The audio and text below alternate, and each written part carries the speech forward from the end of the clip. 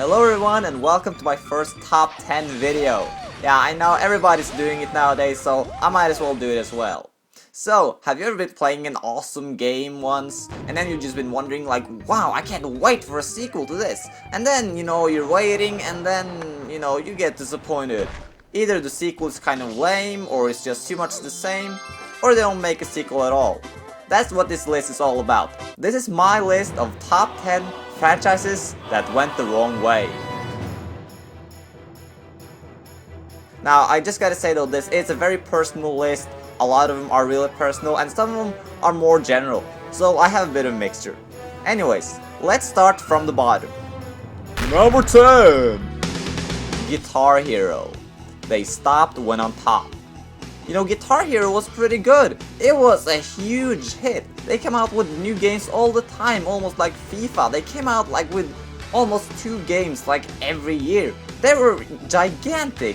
And suddenly it was announced Guitar Hero was shut down. So, no more Guitar Hero rhythm games. Where did they go?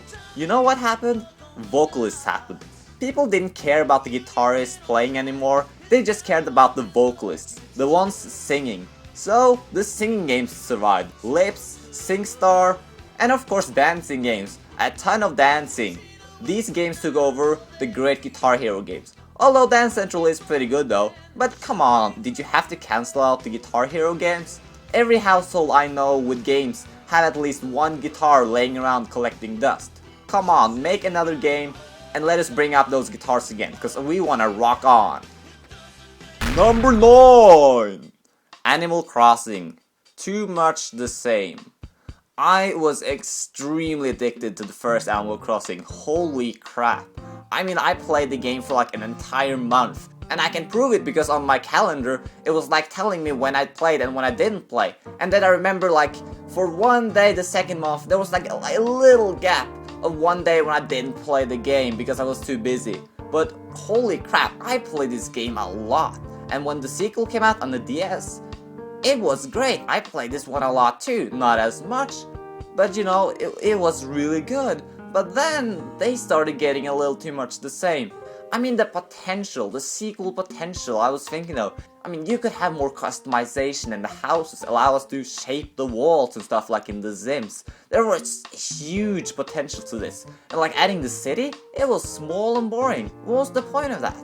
You could have done so much more with Animal Crossing. Still, Animal Crossing is great, but just a little too much the same. A bit of tweaking, and this franchise can be really, really fresh. Number 8! Kinect. Where are the games? You see, when the Kinect first came out, and I played games like Kinect Adventures, I thought it was really good. I mean, a lot of people didn't like them, but I really liked Kinect Adventures because you had full control over your body. You could lift your foot and you could see your avatar lifting the foot. This is also how Kinect was advertised, that you had full control over your character, like you were in the game. But how were most Kinect games? Very, very limited. You punched forward and you didn't really see yourself punching forward in the game. It was just like a replacement animation in most games. And it just felt kind of lame. A lot of the games were really, really limited. Although there were some games that were really good, a lot of the games were hard to learn and easy to master. Simple as that. And also Kinect Star Wars, I was really looking forward to that. Really, it wasn't that good. We can all just agree it wasn't really that good. But honestly, I hope Microsoft keeps their Kinect bundled with every Xbox in the next generation. And you know why? Because then maybe we can get some proper games, because when everybody has the Kinect, I think we can have some good games. That's my opinion. Number 7! Burnout. Weird spin-offs and no real sequel. Burnout Paradise was the last amazing Burnout game. I mean, that was awesome. This open world, great crashes, incredible speed. Why didn't they think of making another game? I mean, yeah, we got Burnout Crash, come on, and Burnout Nitro or something. That was Need for Speed Nitro. I mean, Burnout Crash, that's like the only thing we've had in years. Come on, we need a new Burnout game. We really need that Criterion.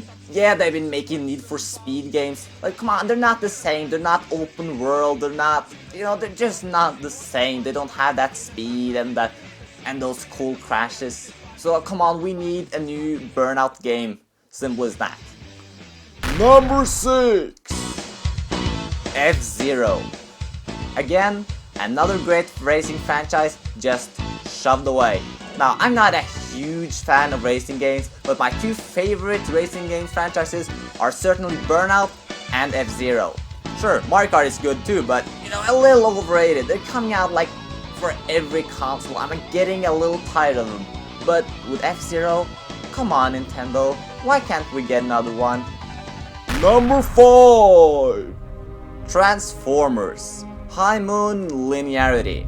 See, the Transformers games were always onto something. That's the thing, they were onto something and then they completely went off the track. They went in a completely wrong direction.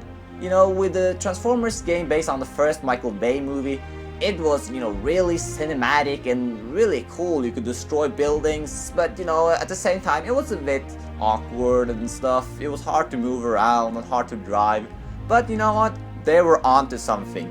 With Transformers 2 Revenge of the Fallen, we got a game that was not as cinematic, but it was still really good. The controls were great. You could do cool jumps. You could do like long jumps from your transformations. You could do all these really cool things. I made a 2-part review of this game, so you can hear me talk all about it.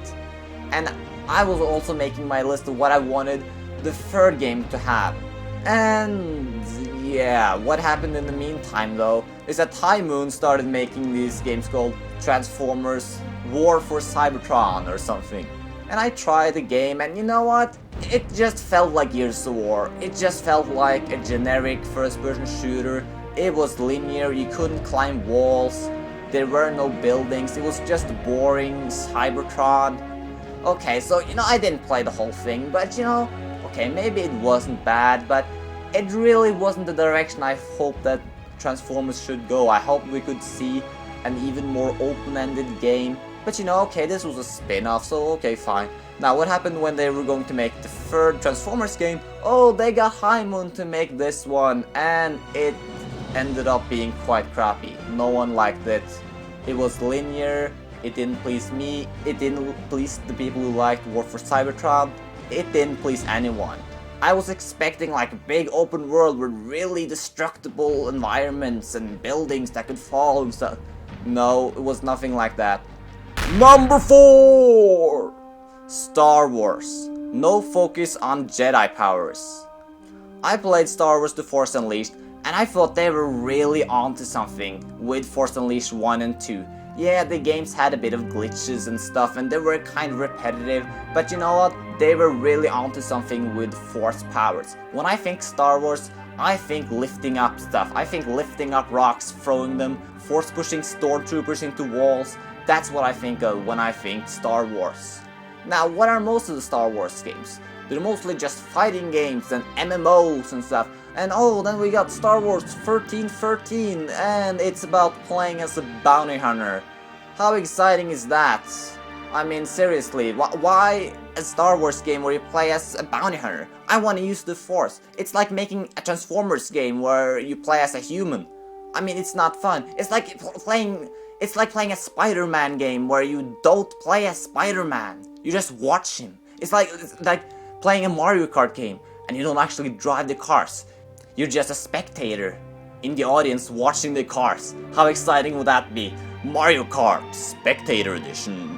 Watch the cars fly by. Oh yes, they're flying now. Yes, they're flying.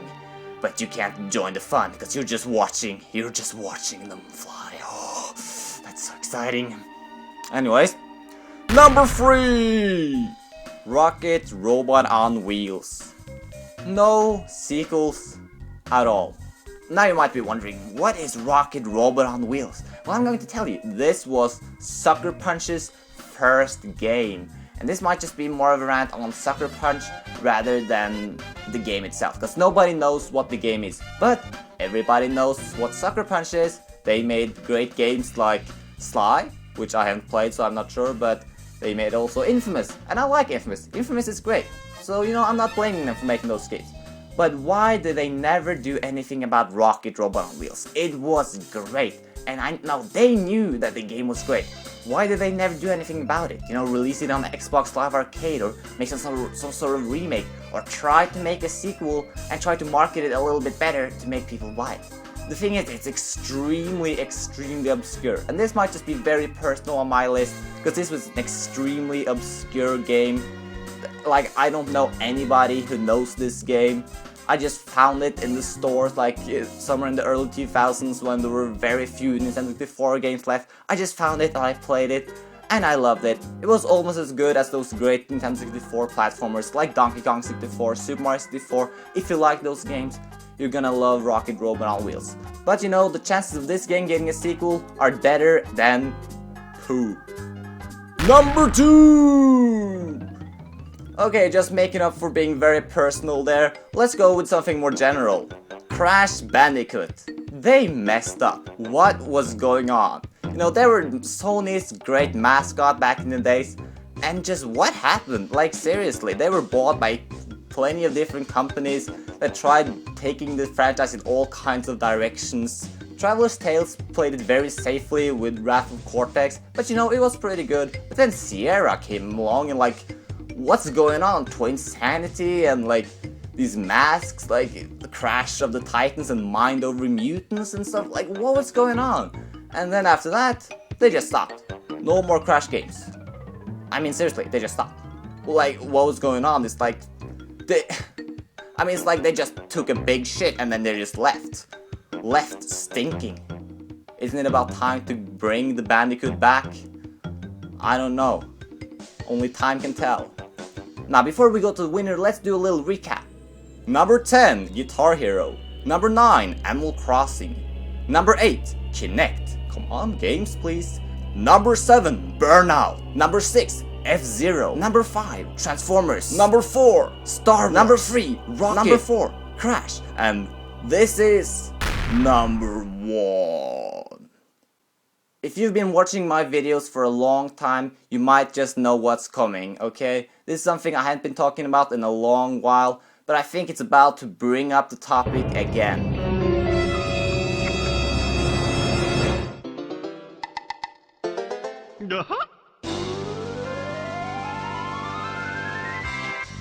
Yes, you heard it, it's Banjo Kazooie. No true sequel in years. I mean, this might just be like rare in general, because I don't know what's going on. A lot of their franchises just have been dying like dead horses. Dying like dead horses, that was pretty bad. This is not scripted, by the way. I'm a huge Banjo Kazooie fan. I love the second one too. I even think Banjo Kazooie Nuts and Bolts was kind of good, but it went in the wrong direction. It should have been a spin-off. They had this one chance, this one golden chance to bring back Banjo Kazooie, and they just wasted it by making a vehicle game instead. So are we ever going to get a sequel? A true sequel to Banjo Kazooie? I mean, the chances are higher than a Rocket game, of course, because Banjo Kazooie was really popular. I know a lot of people really liked it, and it was a big hit. So why shouldn't it get a sequel? Well, I guess because it's in the back of the line, you know, if Rare ever comes back, they have a ton of other games to make. Come on, like, I mean, a Conquer sequel, a Perfect Dark sequel, a GoldenEye sequel. The problem is, the copyrights are everywhere. Everybody owns a bit of copyrights here and there, and that's why it gets so difficult to make these games. Anyways, of course there are bigger problems in the world than ranting on games that went in the wrong direction.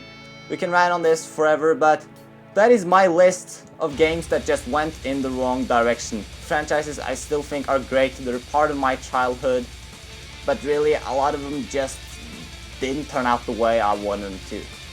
So anyways, that was my list. It was very personal, I know. Some were extremely personal, like Rocket Robot on Wheels. A lot of you have probably not heard about it. But I hope you liked my video, and please tell me your games that went in the wrong direction.